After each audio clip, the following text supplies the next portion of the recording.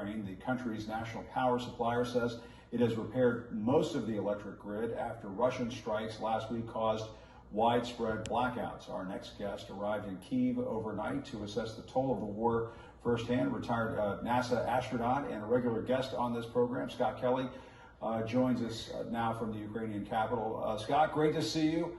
And I know you're getting a full picture of what's happening there as best as you can. You have to see these Russian atrocities for yourself, you have said, and you just visited Ukraine's largest pediatric hospital. Tell us about that visit.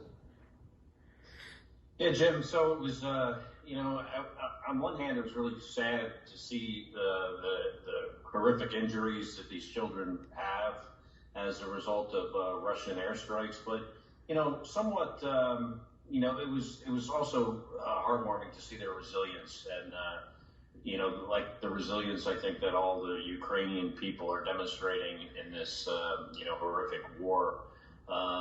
But also, like I said, just very, very sad to see. And it's just hard to understand, how Russia could attack this country and knowingly attack and kill and wound and maim children. It's really horrific. And you also visited Bucha, a suburb of Kyiv. We spent a lot of time reporting on this area of Ukraine. The area contains a mass grave with evidence of civilian slaughter.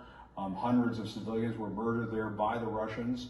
We remember these images, we're showing them on screen now vividly because it was an international outrage at the time. What did you see today? Not only see, the photographic evidence, the place where the mass graves were located, but just talking to the people that lived through this and when they came back to Bucha, to hear firsthand from them how they found, people just murdered in the streets, bodies buried in mass graves, the stories of murder, torture, rape, looting, is just horrific, and the war crimes are unconscionable. And another reason you're there is because you're an advisor to a company that is donating radiation protection equipment for Ukrainian first responders, if I have that right. That would be in case of a Chernobyl type event. I guess, first of all, that tells us that this is a huge concern. This is a big worry there in Ukraine. How important is that protection going to be, do you think? And how necessary is it, do you think?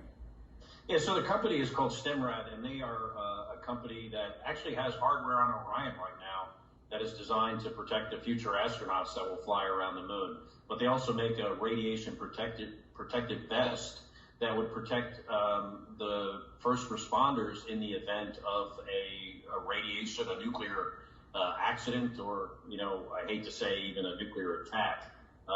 In the case, if you compare it to Chernobyl, over 90% of the people that died would have survived, the first responders would have survived had they had this technology. So we're providing it to the Ukrainian government, so I'm here for that. But I'm also here to raise awareness for the fundraising, not only for my own cause to raise money for ambulances, but for Ukraine to save people's lives, but also a new initiative to raise money for generators for hospitals and other civilian infrastructure that Russia continues to destroy. And how important is all of this? We've talked to a number of people on this show. Other folks have been on other programs here on CNN talking about, it is almost like a voluntary effort that is underway. We had Jose Andres talking about food yesterday to supplement what the Ukrainians are doing and supplement what governments from around the world are doing, including the United States. How critical is it to see these voluntary efforts go in there and try to lend a hand? Absolutely critical, and just to see the resilience of the Ukrainian people and how they've all come together to combat this, enormous enemy that's fighting this war in an illegal way. I think it's incumbent on any person that has the ability to help. If you believe in freedom and democracy, I think you should find a way to contribute and help, because not only is Ukraine fighting for their own freedom, but I think they're defending democracy for every freedom-loving person around the world. And before we go, we have to ask you about your area of expertise, space. And there's a lot to tackle, but one question in particular, SpaceX is carrying a fresh load of supplies to the International Space Station, including tomato